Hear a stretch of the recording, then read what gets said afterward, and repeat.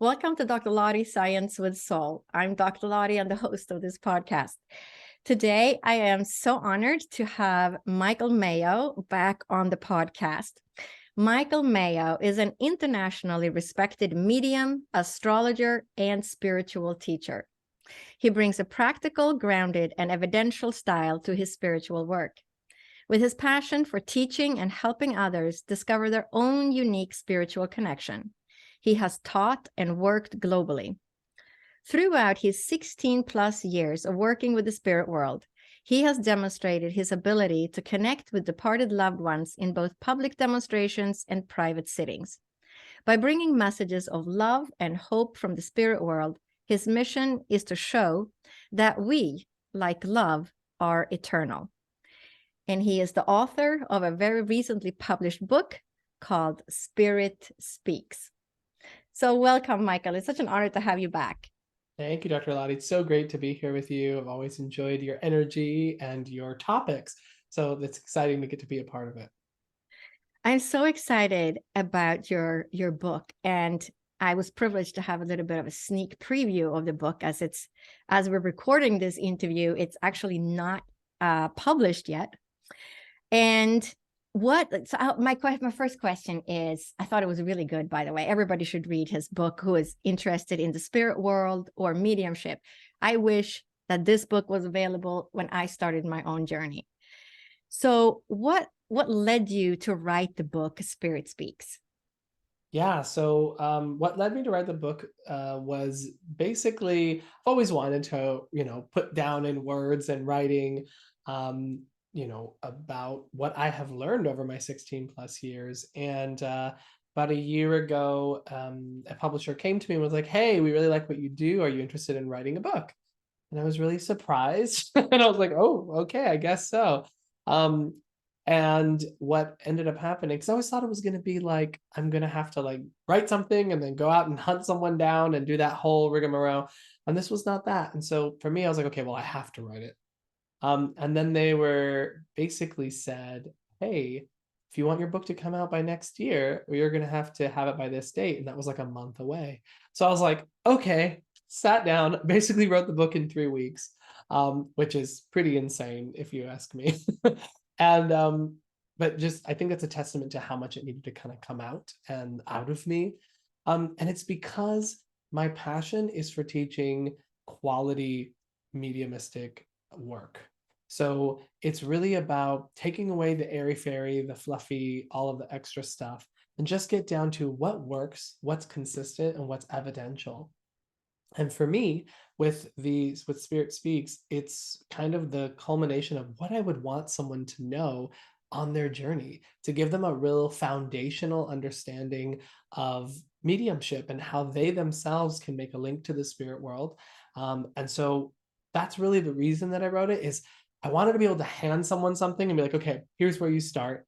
Here's a great place to begin. And then also to sort of dispel a lot of the stuff that's out there. I mean, there's a lot of, I would say, misinformation or confusion around certain things around the other world and also our connection to it. And this is really my kind of contribution to the mediumship world.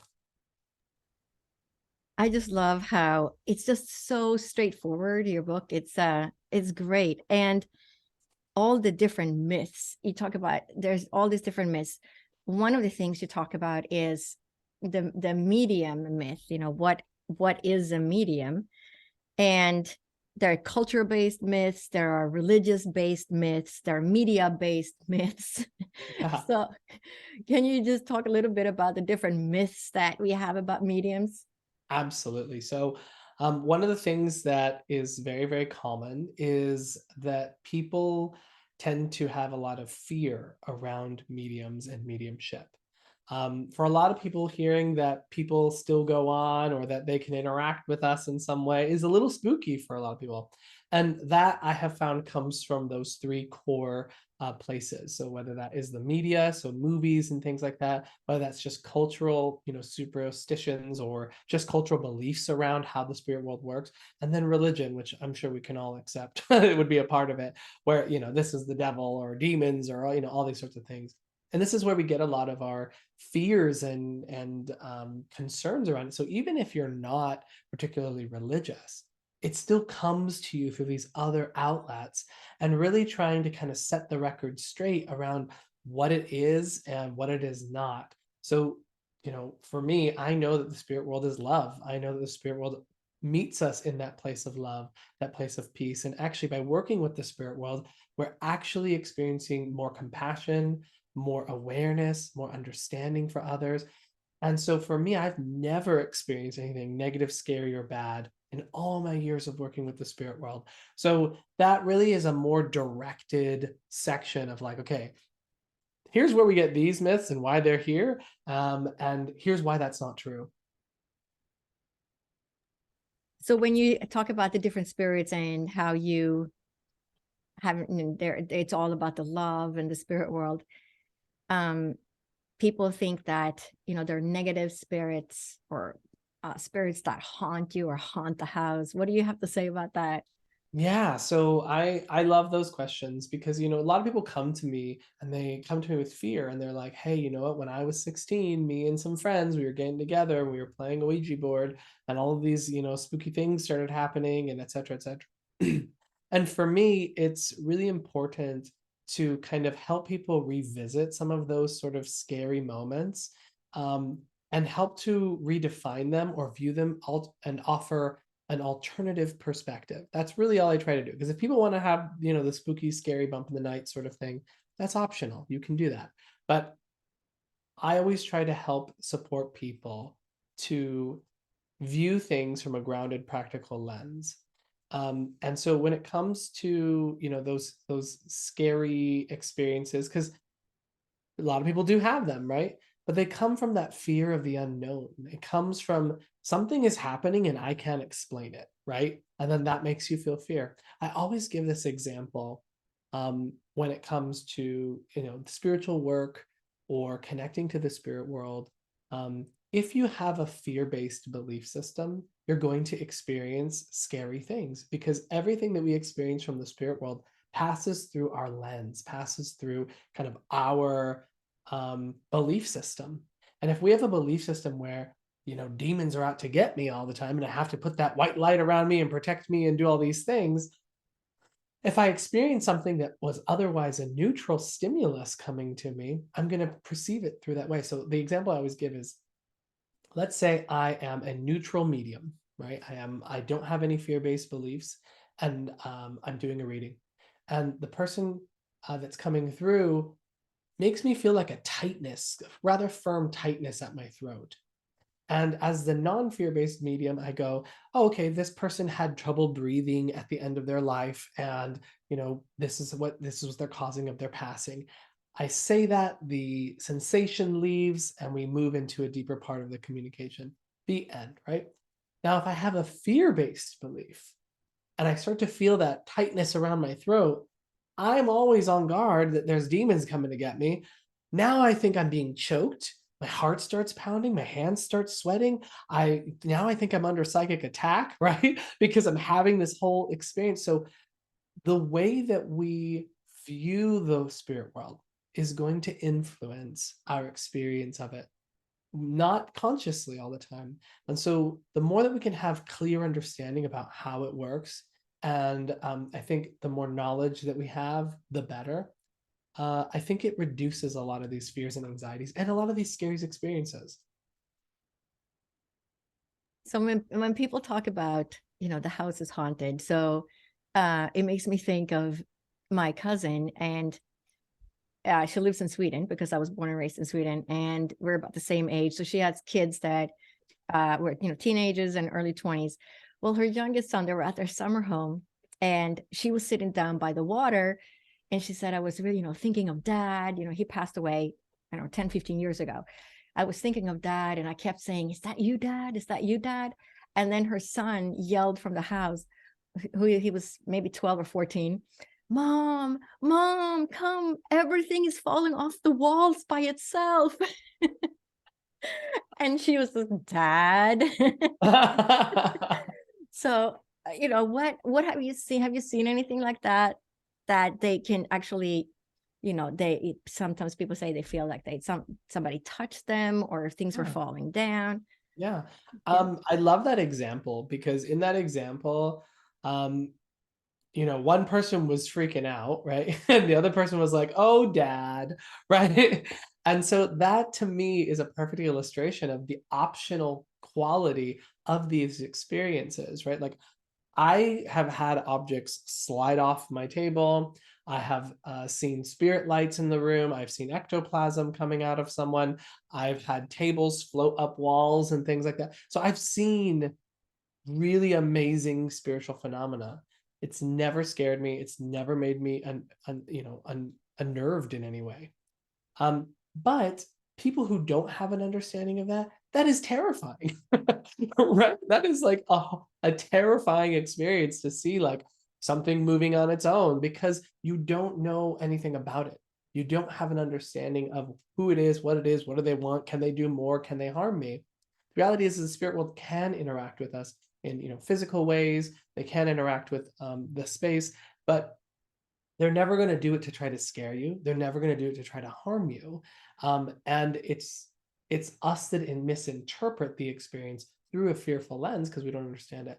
So yes, those things are possible, but if anything, you should be excited about it because the spirit world is wanting to get your attention, wanting to communicate with you, and there's most likely someone that you love dearly who you have lost. Yeah, and people also talk about the stuck spirits, or they're stuck. They don't know how to get to the other side.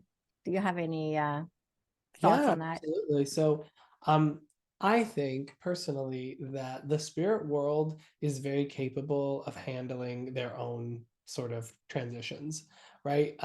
They were doing it far before any medium was trying to help people cross over to the other side. And so I don't believe that we have to play a part in that. If you look at NDEs, near-death experiences, you see very clearly that it's an automatic process, right? Like when someone passes, yes, can there be sometimes a little confusion at first? Like, wait, what just happened? I just died suddenly. I'm a little bit like, wait, what's going on? But very quickly, a being of love or a being of light comes and guides them, right?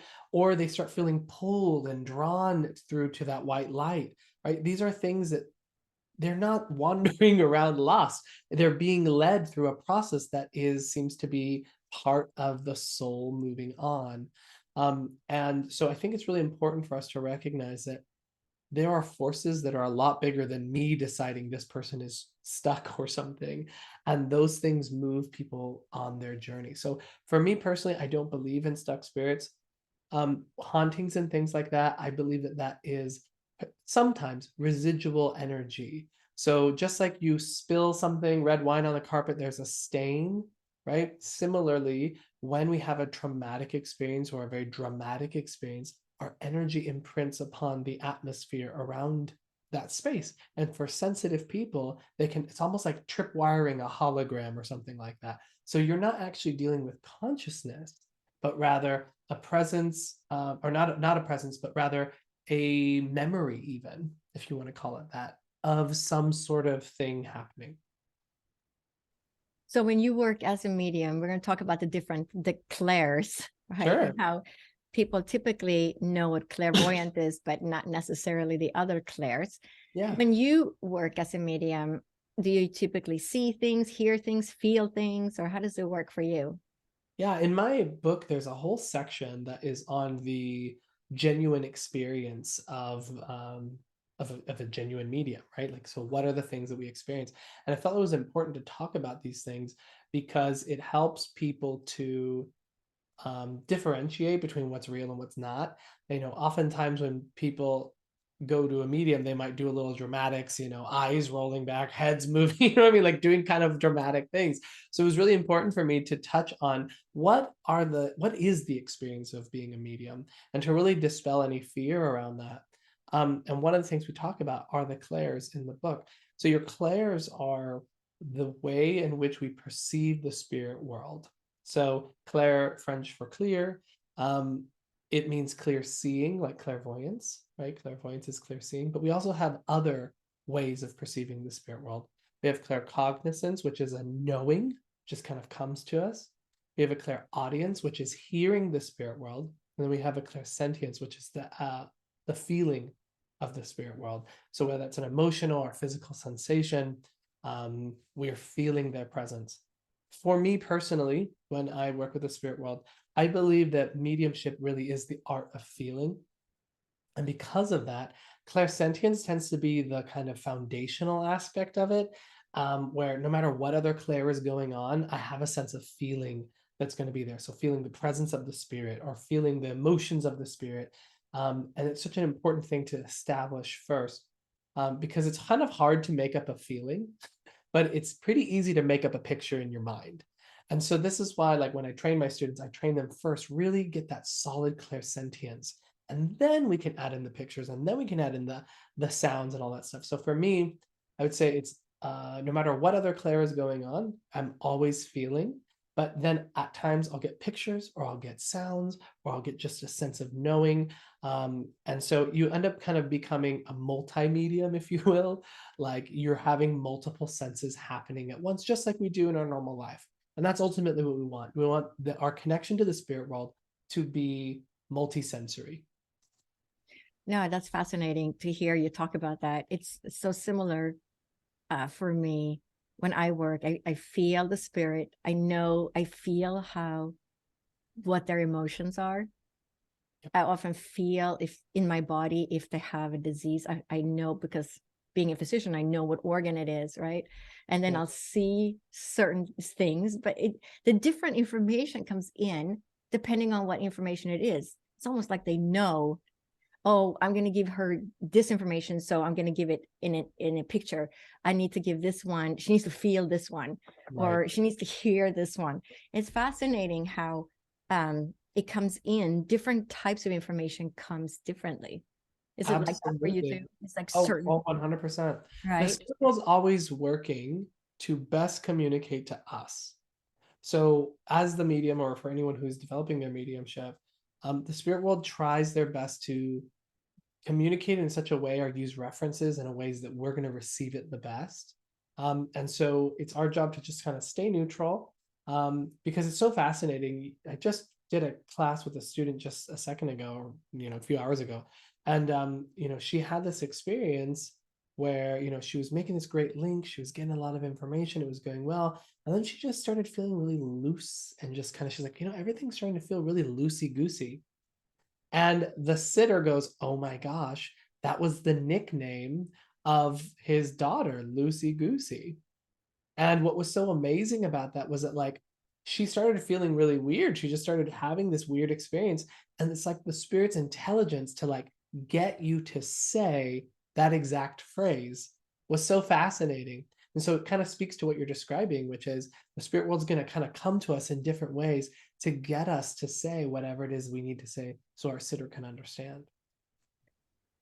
It's so fascinating, isn't it? Yeah. And it's because they know, and we're kind of just the communicator, right? Yeah. But I the always way talk they about give the information, it's fascinating. And she said exactly those words. Exactly. I always talk about with my students is the intelligence of the spirit. That's what you're experiencing. Like you're experiencing the amazing knowing that the spirit world can give, and we are just nerve endings. So like a nerve ending doesn't have an opinion, right? A nerve ending just experiences stimulus and just sends its little message along the way, right? That is how I think we as mediums operate.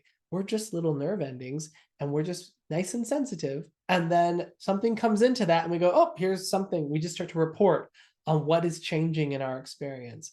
And so I try to really help my students to know that, because that way we're not interfering with it. Just describe your experience, because the spirit world's doing all of the hard, heavy lifting by providing you with the information exactly how they want you to give it.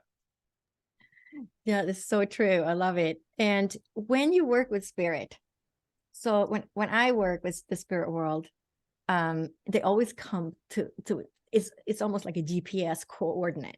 It's always a slightly diagonally to the left, maybe about a foot out. And if they're too far away, it could be a quarter of an inch or an eighth of an inch, like move a little bit closer. Oh, there it is. It's almost like there is this exact spot where my little antenna works the best. So is it like that? Do you find I know you teach a lot of mediumship too. So is that something that's common, that we have, that there's a certain spot that they come in? Yeah, I think it's a little bit different for everyone. Some people, that spot that you're describing is going to be really, really close to them. Some people, not as close, right? So, but I think that speaks to kind of our own sort of openness and how far out we're sort of sensing and perceiving. So when we are working as a medium, we're waiting for presence to sort of come into a space around us where we really can get a good sense of them. Contrary to popular belief, it's not like a phone call. We just pick up a phone and then they just go blah, blah, blah, blah, blah, blah. It can be that way with clairaudience when it's working, but it's not always. Most of the time, I would say it's not. And so it is this sensing, feeling, perceiving process that we have to kind of get to what we call a blended state. So for you, it sounds like your blended state is just not that far away, right? Like it's quite close to you, which is great, because ultimately the more that we blend with the spirit communicator, the clearer, more accurate, more specific the information is going to be. So it's just a matter of, some people it's a little bit further for them, other people it's a lot closer. And that we can modulate through our working at it, through our becoming more sensitive. We can modulate that experience. That is fascinating, because it makes me think, the first time I went to Arthur Findlay College in England, I think there were, several, like a yard out, several feet out. And if they came closer, I almost felt a little panicky because they was too close. Yeah. Like, you have to stay out there. Just don't come too close. Because I was still learning, exactly, like part of it was a little bit fearful. The spirit is so close. Right. Right. Yeah. Absolutely. And it's getting you, I Common. think part of it is getting used to that. And like you said, trusting the spirit world. But when you're starting out, I didn't know what to make out of all of it.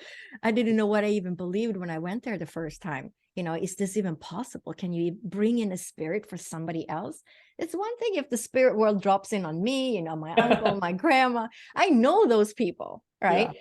But to be able to connect with us, with the spirit world, for somebody else, I mean, it's truly amazing. So Absolutely. And yeah. that is why I front load the book with a lot of information, not just about, the myths and fears, but also what is possible. I have a whole section that is all about communicating, or not communicating, but what kinds of mediumship there are. Who were some of the, greats of the past, to show here's what can happen. Here's how amazing it can be. And that way we kind of open what is possible. You were describing, is it possible for me to talk to someone else? Yes, not only is it possible, but here's how amazing and accurate and specific it can become. So there's a lot of front loading the with education there before I even take you into the step-by-step approach to get accurate and clear, specific communication with the spirit world. So when you started studying mediumship, was it easy? Did all the information just come to you, or was it like a work in progress? Yeah, that's a great question. So I was told by a medium that I was a medium and I needed to start developing, and that one day I'd be doing what he was doing. And I was like, what? Had no idea. I went to my first development circle and it was my turn to give a message, and I got the person's name, dates, relationship, details, I mean, it was just all the perfect reading. And then I went back the next week, I got nothing. And I went back the next week and I got nothing. And I went back the next week, I got nothing. And so it was as if the spirit world had dangled this carrot of like, here's what's possible. Now go develop it. Now, as an instructor of mediumship, I can look at young Michael and say, oh, here's what was going on with you, and here's how you could have fixed that. But I didn't have that sort of, tutelage at the time. So that began my sort of journey of like running into every single possible issue and problem in one's mediumship. And I'm grateful for that, because I feel like it's led me to become a really good teacher of the topic, because I can see what's going on with someone. But yeah, it wasn't all just there. Oh, well, I'd say it was all there for that one reading. And then it was just this 16 plus year development, right? And continuously, your development never ends. No, I think it's a lifelong lifelong learning process. So I know we touched about the clairs, but I'm not sure we actually defined them. So we have clairvoyant, clairaudient, clairsentient, and claircognizant. So clairvoyant is when Clear seeing, yep. Clairvoyance is pictures and things like that that come into our awareness. Clairaudience is hearing sounds that can be specific names of places. Pretty much anything you can hear mediumistically. Sometimes you hear things like associated with the work that they did, like maybe sawing if they were a carpenter, or if they drank a lot of tea, or maybe jingling of keys in the pocket. So specific sounds associated with that communicator. Or you can hear the voice of the spirit, which is awesome when you can hear them. And then clairsentience is feeling. So clairsentience is two different aspects. Clairsentience is feeling the physical sensations, sort of an external experience of clairsentience. So you feel like tingling, buzzing, warmth, heaviness, thickness in the atmosphere, pressure on the body. So those are different ways you can feel spirit. And then also clairsentience, the second part, is a feeling sense. So it's this internal experience where you get inspired by spirit. So whether that is giving you context about a piece of like a picture you saw, whether that is giving you the emotions that the communicator wants to express, right? So that's clairsentience. And then claircognizance is a knowing. You can almost think of it as like that gut instinct that sort of, it just pops into your awareness. You didn't have to think about it. There was no real clear like stimulus that you experienced. It was just like, this is fact. And that is what we would call claircognizance. So when you have all these different abilities, you see things, hear things, sometimes people have had a traumatic experience with somebody who has passed on to the spirit world, and they may be reluctant to work with a medium because they're kind of afraid of the person who is now in the spirit world. So is there a reason for people to still be afraid of that person once they have passed? Or I would say absolutely not, because they cannot harm you, right? What happened in the past, and that is, I think we all wish those things not to happen to anyone, right? But they do happen, and I think, if someone is ready and open to that potential of hearing from someone that they've had a challenge or something with, you will most likely be met with asking for forgiveness, asking for healing, or even just them taking responsibility for the recognition of the way that they either treated you and that sort of thing. But there is nothing that you need to fear from them at all while they're in the spirit world.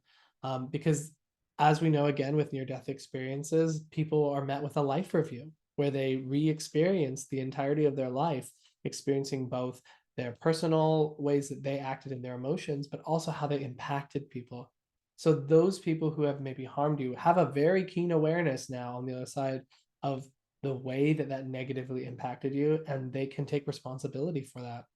And I think that's a really important thing to understand, is that people, while I'm not going to say everyone just magically changes on the other side, I will say that they have more understanding than they had in the physical. And that can inspire a desire to, for the benefit of the person here, make amends, or to ask for, or even just take responsibility, honestly.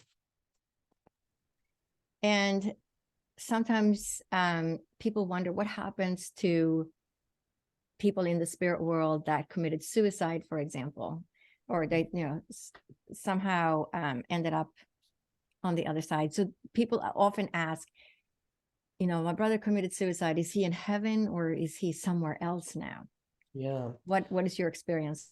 I'm super big on this one, because I've had so many people come to me who said, oh, another medium told them that they were stuck, or that they had to go through this process, and all of this, stuff about it having repercussions for taking their own life.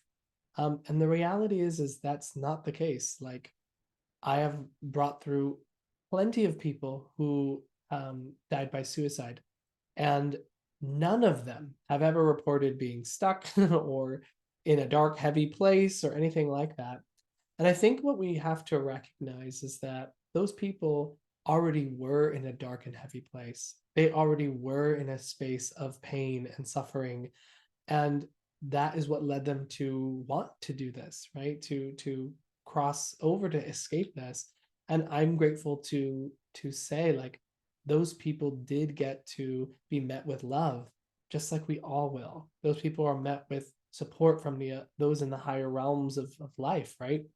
And so, no, your loved one isn't stuck. No, your loved one isn't in hell. None of these things are happening. What we have to remember is that life and death are a part of the same thing.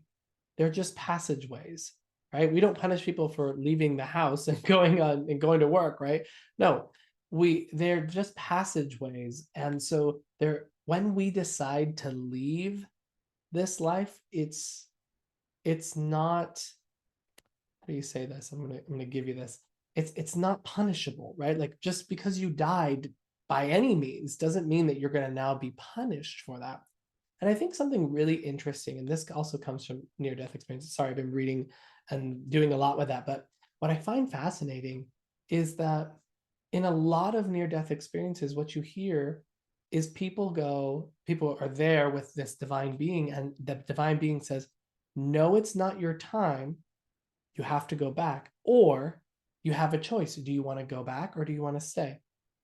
And so my kind of feeling as I kind of really think about this is like, we really go when we are meant to go. We don't really go. We honestly cannot go if it's not our time. They literally tell you, go back. It's not your time. You have more work to do. So I think it's really important for people to recognize it's not a bad thing to die. I mean, yes, I want everyone to live a very long time and like die happily in their bed, but like, it's not a negative.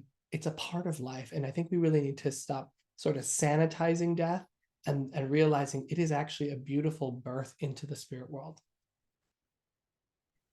Yeah, that's just beautiful, because that's really what it is all about. It's not, I don't have any thoughts of some people being stuck somewhere or heaven and hell. It's all pure love, unconditional love. Absolutely. On the other side. And that's all I have ever experienced too, working with people. I know you talk a lot about in your book, so I'll try to hit on a couple of different things. Sure. People aren't that familiar with trance mediumship, or what is that? So trance healing, trance mediumship. So can you just touch upon that and explain what that is? Yeah. So most people are familiar with what we call like mental mediumship or evidential mediumship. We use those terms kind of interchangeably. And what that means is that I'm the medium and I am allowing a spirit person to talk to me and convey, and I relay the information to the sitter, the person receiving the information. Trance mediumship is different in that it's deeper. It's a much more passive experience. And what happens is you're sort of trying to blend much deeper with the spirit communicator than you would in mental mediumship. You start to feel a little bit sleepy, a little bit trancy, a little bit out of it, where you don't really feel that so much when you're doing just normal mental mediumship. And what happens is that spirit can then start to utilize your physical form a little bit, your voice, speak directly through you, whether that is going to be a spirit guide that's bringing forward wisdom and knowledge and information, or whether that's going to, for example, transcommunication, which is where someone's literal loved one comes through them and speaks directly to their own loved one. A really good example of that was a medium called Eileen Garrett, and she was an incredible medium of the past. And she predicted that this plane was a military plane, was going to crash like 2 years earlier.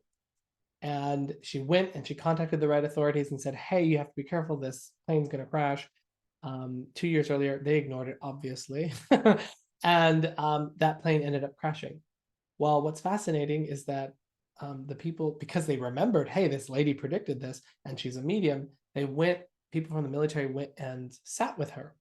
And here comes the pilot speaking directly through her and was able to give point by point what happened to the plane and what was wrong with the plane.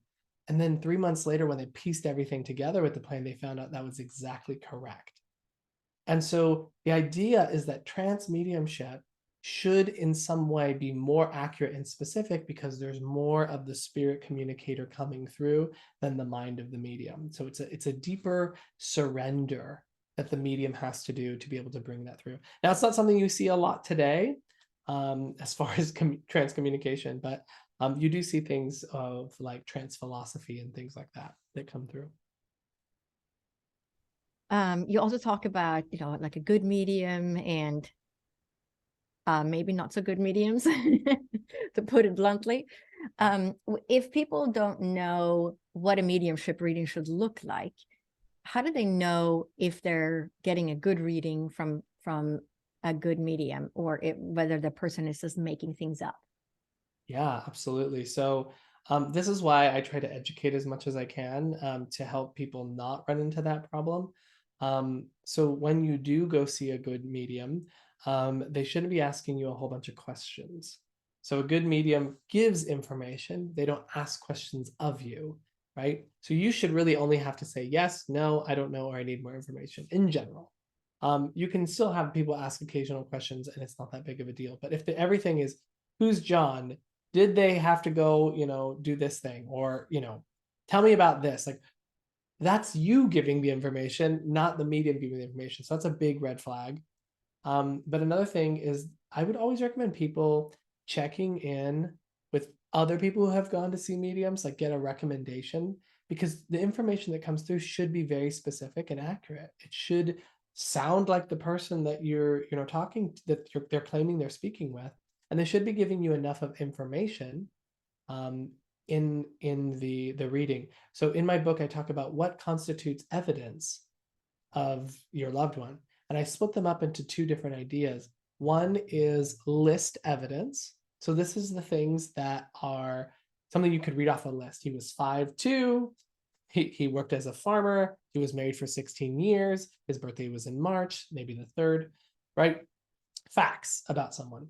The second type of information is personal information. And this is the information that comes through that you had to actually know the person to be able to validate it. So these are like personal memories, nicknames shared between, what the relationship dynamic was like, any sort of personal messages between the two.